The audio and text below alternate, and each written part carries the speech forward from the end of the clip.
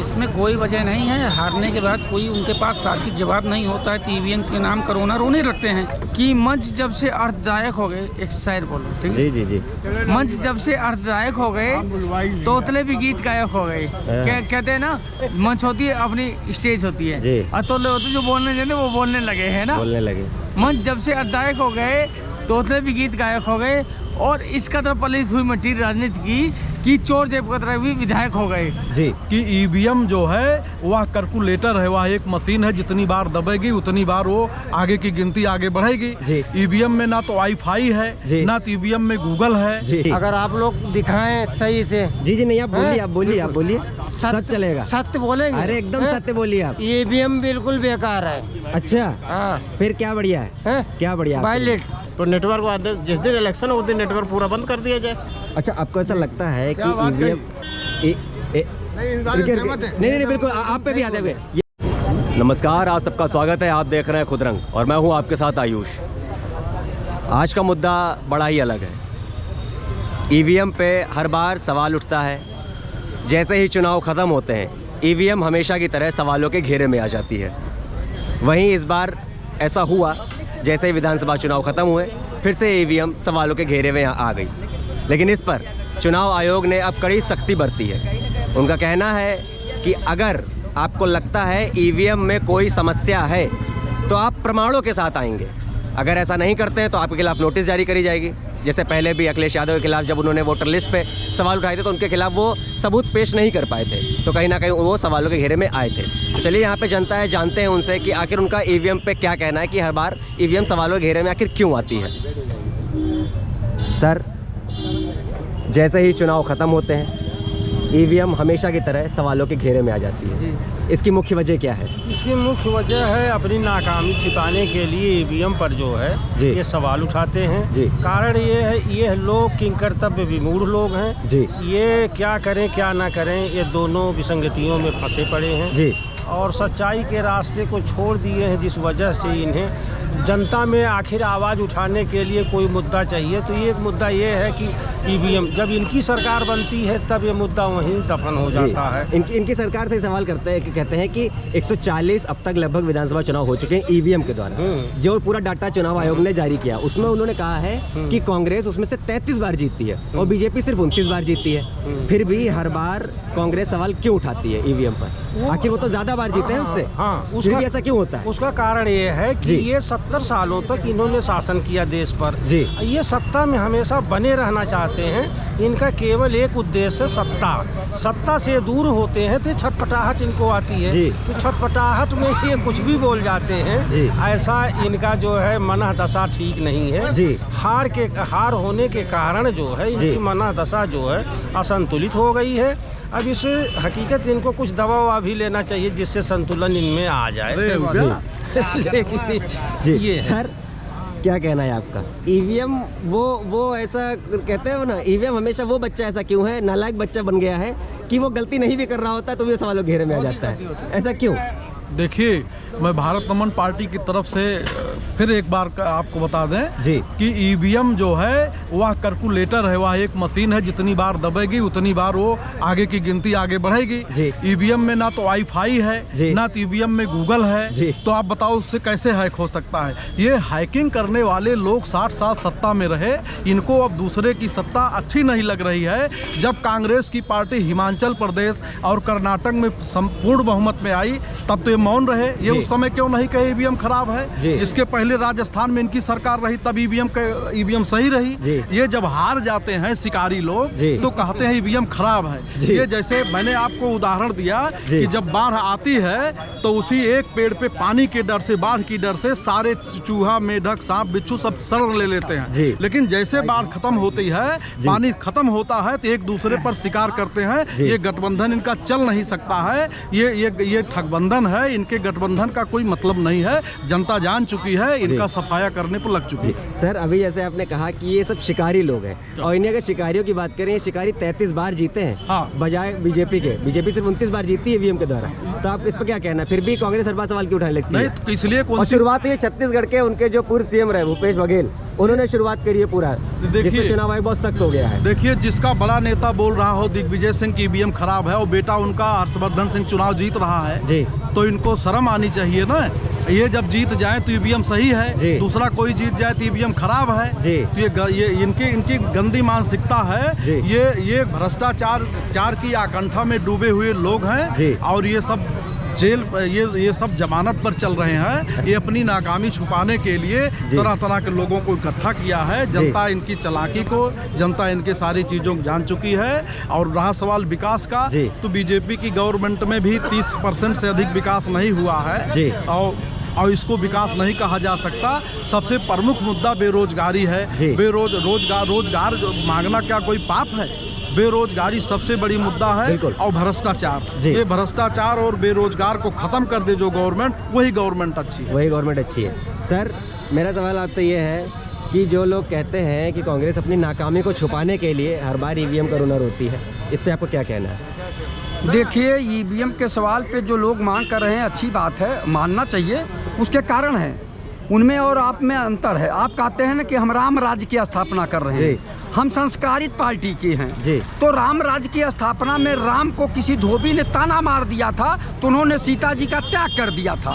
तो अगर इतनी जनता चिल्ला रही है, विपक्ष का नेता इतना चिल्ला रहे हैं, आधे आबादी के वो लोग जो उनके साथ समर्थक हैं, आधी आबादी से ज़्यादा उनके साथ हैं, अगर ये लोग इतना कह रहे हैं तो ईवीएम को एक बार हटाकर बैलेट पेपर से चुनाव करा लेना चाहिए। तो दूध का दूध, पानी का पानी हो जाएगा।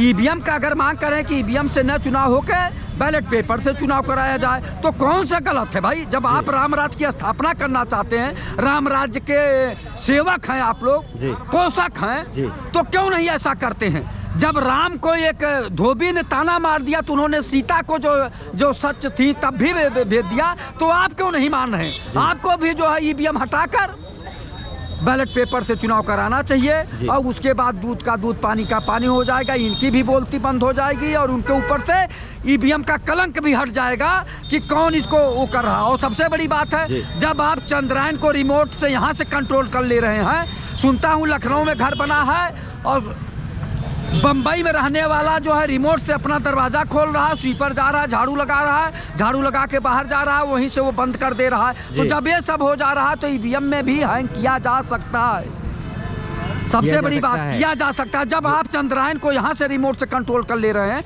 कितनी दूर है, मोबाइल से क्या क्या नहीं हो रहा सुनते हैं, बैंक से पैसा हैंग हो जा रहा है, तो ये क्यों नहीं होगा भाई?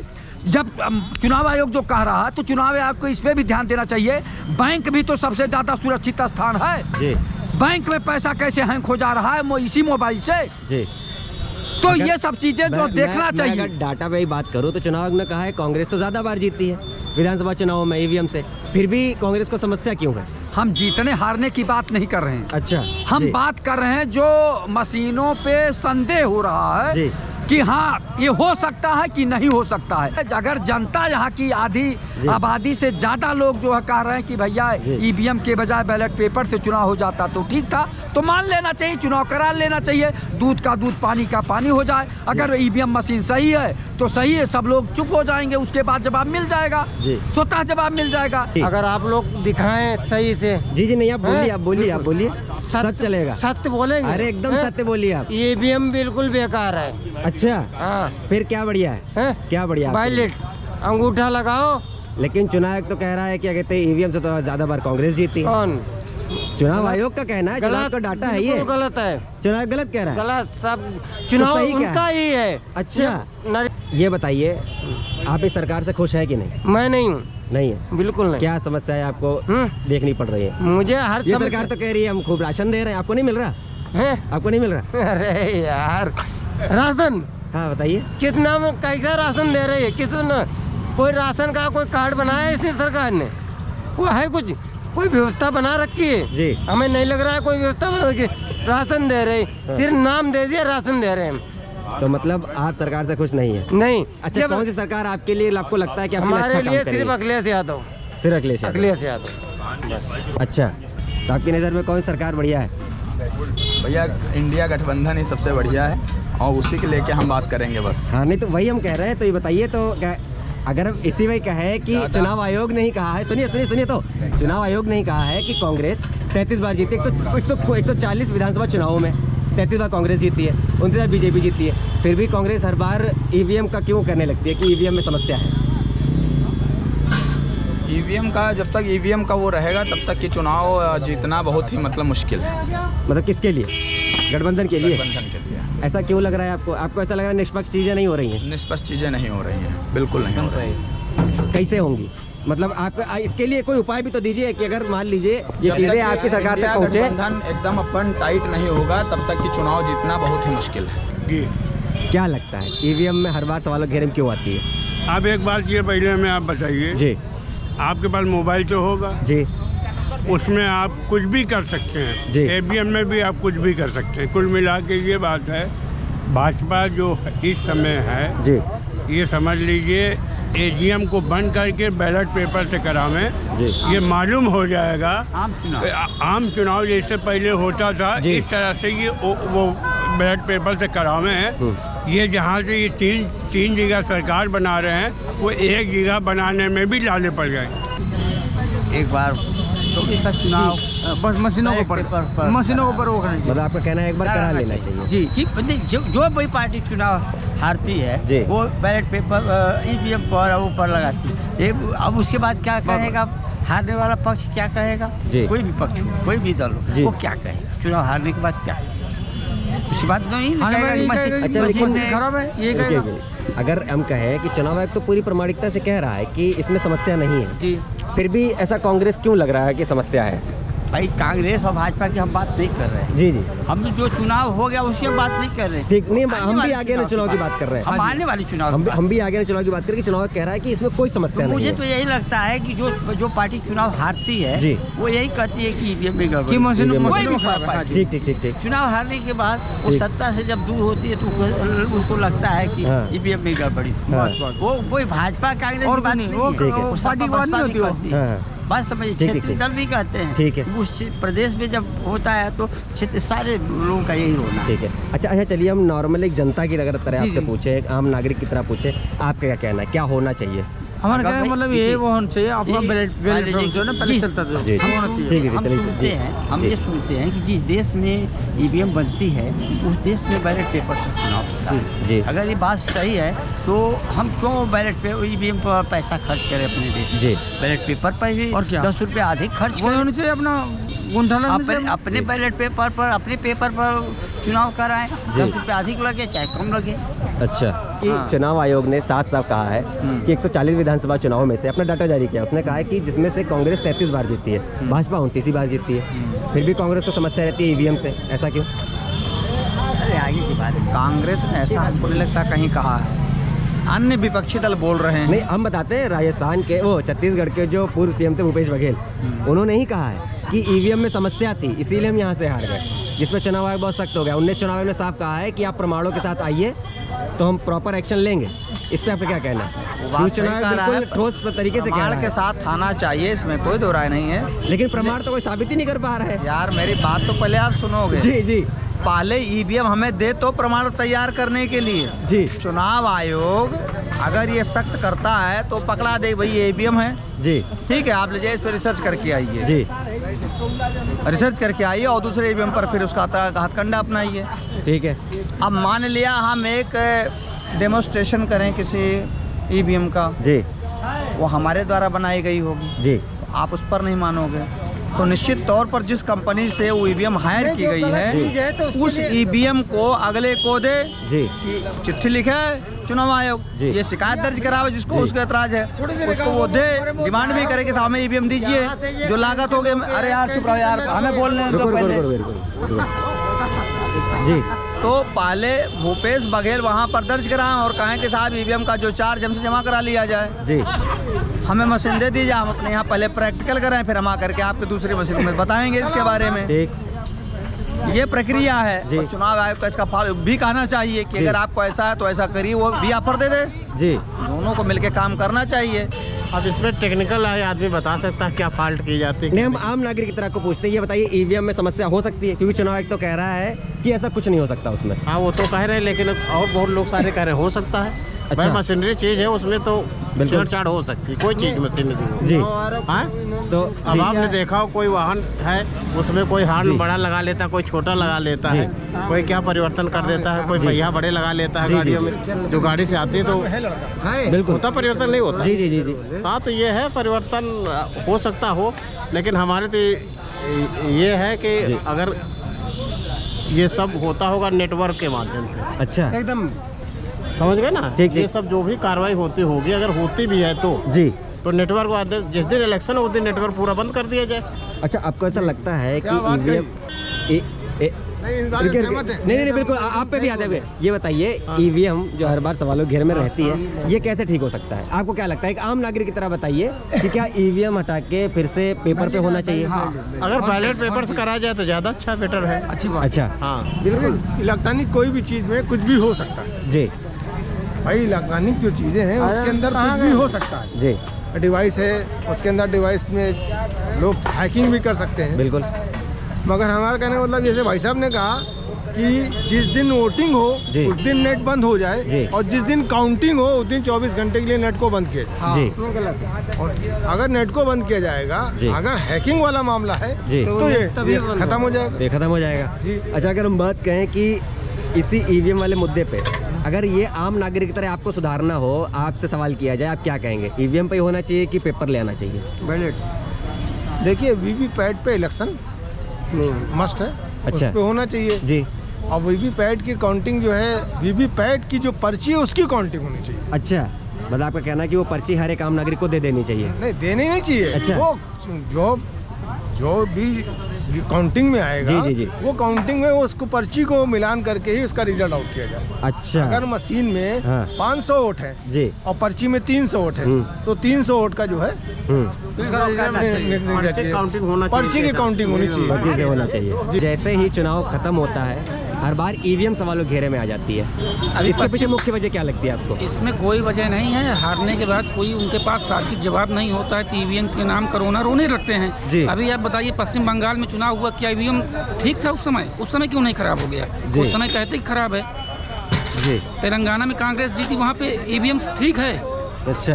और हाँ। यहाँ मध्य प्रदेश में हार गई तो ईवीएम खराब हो गया। नहीं, ये गलत है, ये गलत है। सुनिए सर, जैसे इस पे क्या कहते ये हैं? कहे ना कि हाँ तेलंगाना में भी मशीन खराब है, मतलब तेलंगाना में आप जीत गए तो मशीन ठीक है। ठीक है। पश्चिम बंगाल आप जीत गए जी। तो ठीक है। ठीक है। और अगर आप हार गए चुनाव तो मशीन खराब है। जी, रुक जाइए। तो भैया, जैसे ईवीएम पे चुनाव आयोग साफ साफ कह रहा है कि इसमें कांग्रेस सबसे ज़्यादा बार जीती है। विधानसभा चुनाव ने, मतलब चुनाव आयोग ने डाटा अपना निर्धारित किया, बताया है कि 140 विधानसभा चुनाव हुए, जिसमें से कांग्रेस 33 बार जीती है, बीजेपी सिर्फ 29 बार जीती है। फिर भी कांग्रेस को समस्या है। अब कांग्रेस की समस्या ये है कि कांग्रेस कोई तार्किक विरोध नहीं कर पा रही है। जी। जो जन समस्याएं हैं, जो आम जनमानस से जुड़े हुए जो मुद्दे हैं, जी। उनको तो उठा नहीं रहे हैं। जी। बस उनको उल्टी सीधी बात करना है मीडिया में आकर के। जी। पब्लिक सब जानती है आज शिक्षा का जो हमारा ग्राफ है वो कहीं ना कहीं बहुत अच्छा है। पहले शिक्षा का स्तर बहुत खराब था। उस समय ग्रामीण इलाकों में लोग अशिक्षित थे, इसलिए वो लोग इनकी झूठी मूठी बातों में आ जाते थे। आज क्या है, लोग शिक्षित हैं, आज का युवा शिक्षित है। अगर घर का युवा शिक्षित है तो वो परिवार को भी समझा रहा है कि हमें क्या करना है।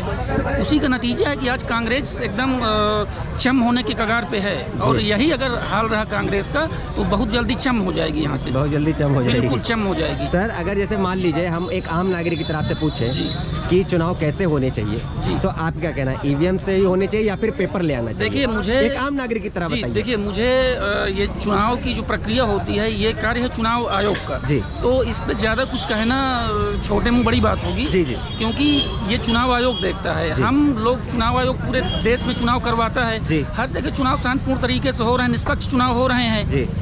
अभी तक आज़ादी से लेकर के जब तक कांग्रेस की सरकार थी तब तक वही चुनाव आयोग निष्पक्ष था। 1947 से लेकर के अभी 2014 तक जब तक कांग्रेस की सरकार थी वही चुनाव आयोग थे, वही लोग थे। ऐसा तो नहीं कि अभी कोई नए लोग, बीजेपी की सरकार आई उसने कोई नए लोगों को ला करके एकदम से बैठा दिया। जी। वही लोग हैं, पूरा जो प्रशासनिक अमला है या जो भी लोग शासन प्रशासन में है वही लोग हैं, सारे वही हैं। फर्क इतना है कि पहले कांग्रेस की सरकार हुआ करती थी, आज बीजेपी की सरकार है। जब कांग्रेस की सरकार हुआ करती थी उस समय कोई समस्या नहीं थी। 2014 तक कांग्रेस थी, कोई समस्या नहीं थी चुनाव आयोग से। अब 14 के बाद इनकी सरकार नहीं बन रही है तो इनको चुनाव आयोग भी इनको चोर दिखाई दे रहा है। इनको कोर्ट की भी बात नहीं माननी है, इनको चुनाव आयोग की भी बात नहीं माननी है। इनको मतलब कुल मिलाकर के जो कहें वही हो तो ठीक है। अपेक्षा, इनकी अपेक्षा के अनुरूप परिणाम आते हैं तो ठीक है। इनकी अपेक्षा से परे अगर परिणाम आता है तो इनको चुनाव आयोग पे भी उंगली उठानी है, उसको भी कटघरे में खड़ा करना है। हम कहते हैं कि अगर जैसे मान लो बीजेपी वालों को अगर विश्वास है 50 में 50% है, नहीं कराते तो उसको हम ज़्यादा नहीं कहते हैं कि पूरे विधानसभा में या जैसे छत्तीसगढ़, मध्य प्रदेश, राजस्थान में चुनाव हुआ उसको लेके हम ये चाहते हैं कि अगर विपक्ष अगर 4 लोग कहते हैं बैलेट पेपर से हो जाए तो हमारे कहने का मतलब है कि 4 मंत्रियों को बढ़िया धुआं जो मजबूत इनको लगे और उनको विपक्ष में खड़ा करके 10 लोगों का चुनाव करा दिया जाए। अच्छा। और दूध का दूध पानी का पानी अलग हो जाएगा, बाकी परिणाम आ ही जाएगा। अगर ऐसा परिणाम, अगर इनको दूध का दूध और पानी का पानी करना है तो मात्र 10 लोग मंत्री को, चाहे राजस्थान चाहे मध्य प्रदेश, 10 मंत्रियों को उतार के मैदान में उनको जो है चुनाव लड़ा दिया जाए और दूध का दूध पानी का पानी अलग हो जाएगा। इनको भी शंका खत्म हो जाएगा, विपक्ष पार्टी भी संतुष्ट हो जाएगी, कोई दिक्कत नहीं होगी। यहाँ पे जनता का क्या कुछ कहना है ईवीएम को लेकर? जो भाजपा के साथ हैं वो कह रहे हैं इनका बस ईवीएम का रोना शुरू हो जाता है जैसे चुनाव खत्म होते हैं, और जो कांग्रेस के साथ हैं उनका कहना है कि ये सब भाजपा की सब रणनीति है, सब मिले हुए हैं चुनाव आयोग के लोग, तो ये सब मिलके ही एक दूसरे के साथ काम कर रहे हैं, तभी कांग्रेस शायद जीत नहीं पा रही है। सबकी मिलीजुली प्रतिक्रिया है, लेकिन सबका ज़्यादातर मत यही है कि अगर सबको ईवीएम पे अगर समस्या है तो एक बार पेपर से चुनाव हो जाना चाहिए ताकि दूध का दूध और पानी का पानी हो जाए। तो इसी के साथ देखते रहिए खुदरंग। मैं आपके साथ आयुष, ऐसे ही ताज़ा तरीन खबरें लेके आता रहूँगा। बहुत बहुत धन्यवाद।